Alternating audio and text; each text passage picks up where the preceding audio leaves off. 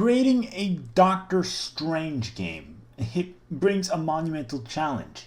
This makes Superman or the Flash look like a game of Pong that you can easily make.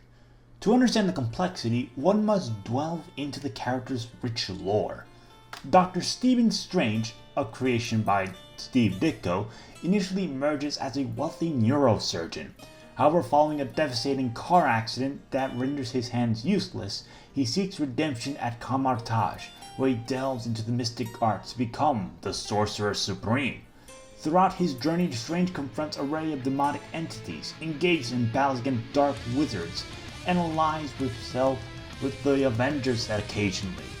Translating these epic narratives into an interactive gaming experience demands meticulously attention to detail and understanding the intricate universe depicted in the comics, from navigating the ethereal realms to mastering the arcane spells.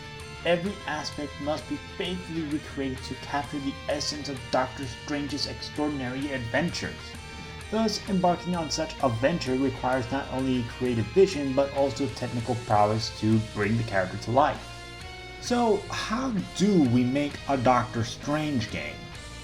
Creating a Doctor Strange game may not be such an insurmountable task, but it certainly presents a formidable challenge that studios like Insomniac or EA Motive can potentially tackle. Envisioning gameplay similar to that of Hogwarts Legacy, players would wield basic spells with ease, utilizing the trigger buttons to unleash more potent incantations. And believe me, Doctor Strange has a variety of spells to use on enemies. From the bolts of the Balthak, the crimson bands of Sitarak, the flames of the Faltine, the 7 wings of Ragador, the 7 sons of Cinnabus, the winds of Watum, the daggers of Danak, the icy tendrils of Ichthalon. And of course, you can use the Eye of Agamotto as a power boost. Or, similar to that of Batman's detective vision, reveal hidden objects in the astral plane. Of course, Doctor Strange also has melee combat, which includes the Sacred Sword of Vishanti and the Axe of Angurumus. Of course, for traversal mechanics, he has his iconic Cloak of Levitation. Players can traverse the map, soaring the skies, and basically doing aerial combat. And of course, let's not forget, if you want to do a simple fast travel, Doctor Strange can just open up a portal and just walk through it. I mean, look at Spider-Man's 2 fast travel. In the first 2 games, I need to take a subway and go to several parts of the map. But in Spider-Man 2, I can appear anywhere on the district of a map as long as the district is at least 50% complete. With that said in mind, let's talk about the game's setting.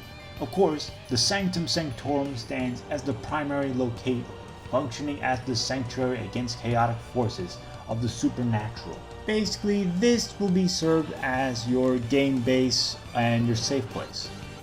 The sanctum itself needs to infuse an element of mystique, and the sanctum's interior defies conventional spatial logic. Everything about the sanctum should be uncanny, strange, mystical, like there are things that doesn't even make sense at times. It should feel like Hogwarts at times, with the moving staircase, the flying books. Heck, even make it bigger on the inside. Yeah, we're going a bit Doctor Who there, but it makes sense because it's magic.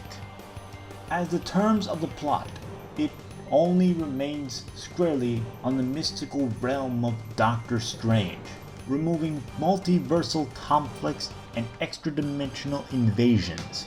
The narrative centers specifically on October, and there's a reason why on this month. See, the Sanctum Sanctorum works like a giant shield against dimensional foes, but when October comes around, the barriers between Earth and other dimensions grow perilously thin, and it grows even thinner once it gets to Halloween.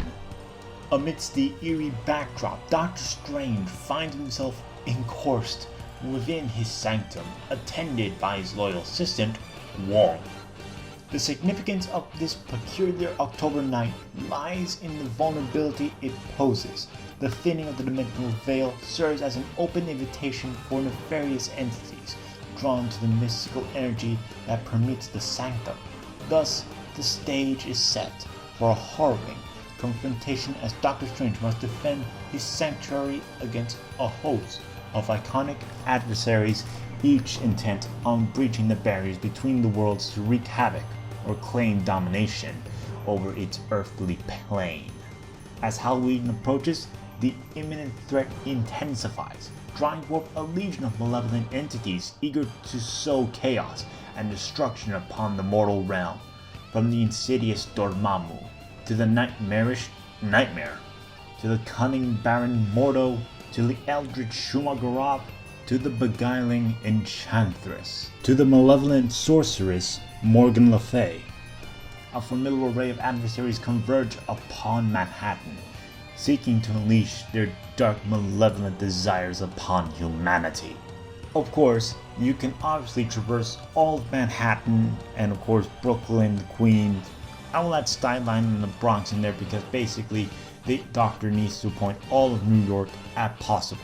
And of course, he will not only adventure through Manhattan, but he can also go to several dimensions similar to that of God of War, from the dark dimension to the dream dimension. It basically brings such curiosity of where to go and what foes to face.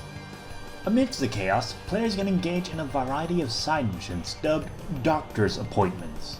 These tasks range from exorcising possessed demons, banishing troublesome poltergeists, to aiding restless ghosts who with unfinished business, and possibly some assholes trying to summon a demon just for the hell of it. Of course, we cannot forget the vast array of skins available to use when playing as the Sorcerer Supreme.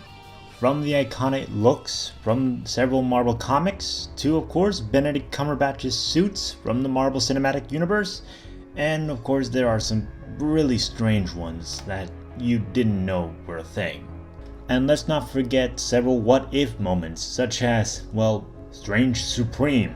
But either way, the possibilities of creating a Doctor Strange game is high, and I would like to see this go as beautifully and narratively as possible, something like Hogwarts Legacy, with a mix of the realm traversal from God of War. Until then, we can just hope that Doctor Strange can be done. Thanks for watching, make sure you like, comment, and subscribe to the channel for more content.